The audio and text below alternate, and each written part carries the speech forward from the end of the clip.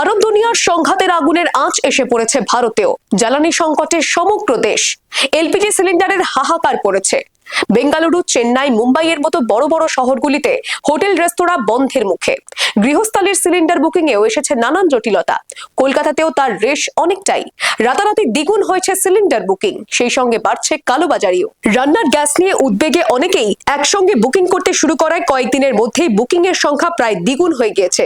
স্বাভাবিক সরবরাহ ব্যাহত হওয়ায় এই সুযোগে বহু কালোবাজারিরা বেশি দামে সিলিন্ডার বিক্রি করছে। এমনকি প্রধানমন্ত্রী উজ্জ্বল যোজনার দরিদ্র পরিবারের সিলিন্ডারও হাতবদল হচ্ছে বেআইনি ভাবে। তথ্য অনুযায়ী ইন্ডিয়ান অয়েল কর্পোরেশনের বুকিং 5ই মার্চ নাগাদ 2.5 লক্ষ থেকে 9 মার্চে 5.8 লক্ষে পৌঁছেছে। সব তেল বিপণন সংস্থা মিলিয়ে বুকিং 3.9 লক্ষ থেকে বেড়ে 7.5 লক্ষেরও বেশি হয়েছে একই সময়ে। সাধারণ পরিস্থিতিতে প্রতিদিন প্রায় 5 লক্ষ সিলিন্ডার লাগে রাজ্যে। তার মধ্যে আইওসি দেয় 3 লক্ষেরও বেশি।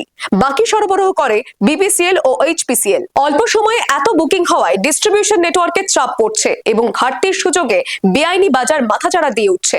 Bureau report, the world news.